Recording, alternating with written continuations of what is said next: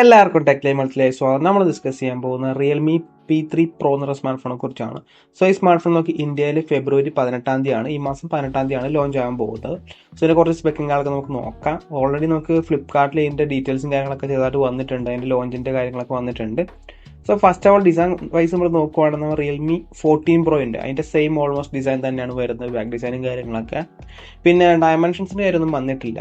Plastic ബാക്കിൽ plastic frame ആയിരിക്കും വരാൻ പോകുന്നത്. പിന്നെ IP64 റേറ്റിംഗ് കാര്യങ്ങളൊക്കെ വന്നിട്ടുണ്ട്. സോ അത്യാവശ്യം നല്ലൊരു പ്രീമിയം ഡിസൈനും കാര്യങ്ങളൊക്കെയാണ് വരുന്നത്.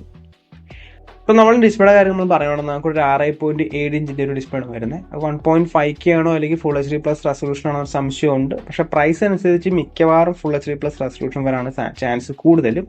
120 Hz ആയിരുന്ന refresh rate 10-bit quad curved AMOLED panel ആണ് വരുന്നത്. സോ കർവ്ഡ് ഡിസ്പ്ലേ ആണ്, ചിലർക്ക് ഇഷ്ടപ്പെടാം, ചിലർക്ക് ഇഷ്ടപ്പെടാണ്ടിരിക്കാം. അതിനും അതിൻ്റെ ഗുണങ്ങളുണ്ട്. കർവ്ഡ് ആയതുകൊണ്ട് കാണാൻ ഇച്ചിരി ഭംഗി ഉണ്ടാവും. കർവ്ഡ് ഡിസ്പ്ലേ ആകുമ്പോൾ ഇച്ചിരി പ്രീമിയം ലുക്ക് ഉണ്ട്. ഫ്ലാറ്റ് ആണെങ്കിൽ ഒരു പ്രാക്ടിക്കാലിറ്റി കൂടുതലാണ്.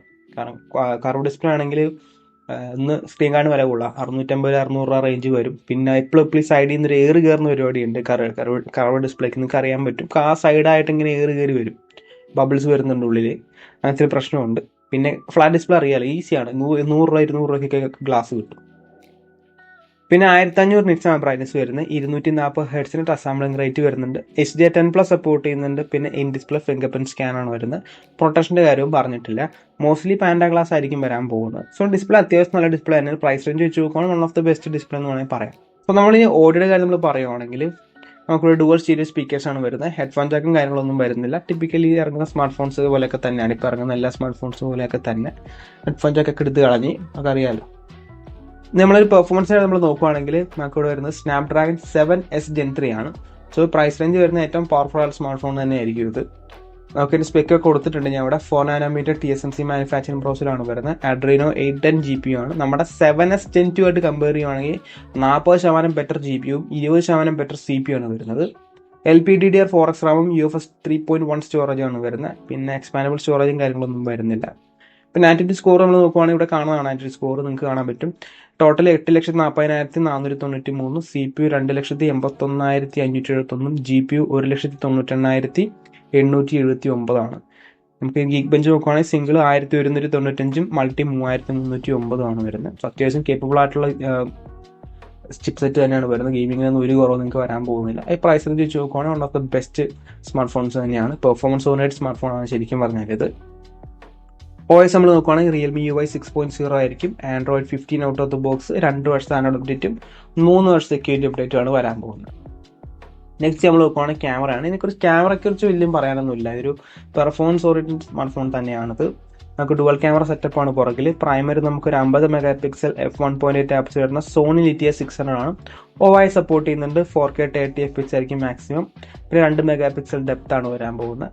പിന്നെ 16 MP selfie camera, 1080p 30 FPS. ഞാൻ പറഞ്ഞ പോലെ തന്നെ ഇതിൽ പ്രത്യേകിച്ച് ക്യാമറയ്ക്ക് പ്രൈമറി ക്യാമറ അത്യാവശ്യം നല്ല തന്നെയായിരിക്കും. അല്ലാണ്ട് വേറെ വലിയ ഇതൊന്നും പറയാനില്ല. ഇതൊരു പെർഫോമൻസ് ഓറിയന്റഡ് സ്മാർട്ട് ഫോൺ തന്നെയാണ്. ബാറ്ററി നമ്മൾ നോക്കുകയാണെങ്കിൽ അത്യാവശ്യം നല്ല ബാറ്ററിയാണ്. 6000 mAh ബാറ്ററി, 80 വാട്ട് ചാർജർ നമുക്ക് ബോക്സിൽ കിട്ടും. സോ നല്ല ബാറ്ററി ബാക്കപ്പും ഫാസ്റ്ററായിട്ട് തന്നെ ചാർജ് കയറുന്നതായിരിക്കും. കണക്ടിവിറ്റി ആണെങ്കിൽ 5G ആണ്, Wi-Fi 6, Bluetooth 5.4, USB Type-C 2.0 കാര്യങ്ങളൊക്കെ തന്നെയാണ് വരുന്നത്. പ്രത്യേകിച്ച് കൂടുതലൊന്നുമില്ല. നെക്സ്റ്റ് നമ്മൾ പ്രൈസ് നമ്മൾ നോക്കുകയാണെങ്കിൽ ഇപ്പോൾ 3-4 വേരിയൻറ്റ് വരുന്നുണ്ട്. 8GB 128 ആയിരിക്കും സ്റ്റാർട്ടിങ് വരിക. പിന്നെ 8GB 256, 12GB 256 ഒക്കെയാണ് വരുന്നത്. നമുക്ക് എക്സ്പെക്ട് ചെയ്യുന്ന പ്രൈസ് റേഞ്ച് എന്ന് പറഞ്ഞാൽ ഒരു 22,000 രൂപ പ്രൈസ് റേഞ്ച്. നമ്മൾ P2 Pro ഇറങ്ങി ഓൾമോസ്റ്റ് ആ പ്രൈസിൽ തന്നെ ആയിരിക്കും ഇത് വരാൻ പോകുന്നത്. 22,000 രൂപയായിരിക്കും നമ്മൾ എക്സ്പെക്ട് ചെയ്യുന്ന പ്രൈസ് റേഞ്ച്. ആ പ്രൈസ് റേഞ്ചിൽ ഏറ്റവും പവർഫുൾ ആയിട്ട് സ്മാർട്ട് ഫോൺ തന്നെയാണ്. കാര്യം എന്ന് പറഞ്ഞാൽ ആ പ്രൈസ് റേഞ്ച് നമുക്ക് Dimensity 7300, 7200, പിന്നെ സ്നാപ്ഡ്രാഗൺ 7S Gen 2 ഒക്കെയാണ് കിട്ടുന്നത്. അവിടെ വെച്ച് നോക്കുകയാണെങ്കിൽ നമുക്ക് വളരെ പവർഫുൾ ആയിട്ടൊരു സ്മാർട്ട് ഫോൺ തന്നെയാണ് നമുക്കിവിടെ വരുന്നത്. സ്നാപ്ഡ്രാഗൺ 7S Gen 3 അടിപൊളി ചിപ്പ് സെറ്റ് തന്നെയാണ്. എഫിഷ്യൻസി ആയിക്കോട്ടെ, പെർഫോമൻസ് ആയിക്കോട്ടെ, എല്ലാം അടിപൊളി തന്നെയാണ് വരാൻ പോകുന്നത്. സോ നിങ്ങൾക്കൊരു അടിപൊളി പെർഫോമൻസ് അല്ലെങ്കിൽ ഗെയിമിംഗ് ഫോൺ വേണമെന്നുണ്ടെങ്കിൽ 22,000 പ്രൈസ് ഈ സ്മാർട്ട് ഫോൺ ആയിരിക്കും. നമുക്ക് ഫെബ്രുവരി 18 തീയതിയാണ് ഇറങ്ങാൻ പോകുന്നത്. സോ ഫ്ലിപ്കാർട്ടിലാണ് വരുന്നത്. സോ ഗൈസ്, അപ്പോൾ ഇതാണ് നമ്മൾ ഇന്നത്തെ വീഡിയോ. നമ്മുടെ റിയൽമി P3 Pro ഡീറ്റെയിൽസും കാര്യങ്ങളൊക്കെയാണ് ഞാൻ പറഞ്ഞത്. അപ്പോൾ നിങ്ങൾക്ക് ഈ വീഡിയോ ഇഷ്ടപ്പെടുവാണെങ്കിൽ ലൈക്ക് ചെയ്യുക, സബ്സ്ക്രൈബ് ചെയ്യുക, hit the bell icon future. നമുക്ക് നെക്സ്റ്റ് വീഡിയോ കാണാം.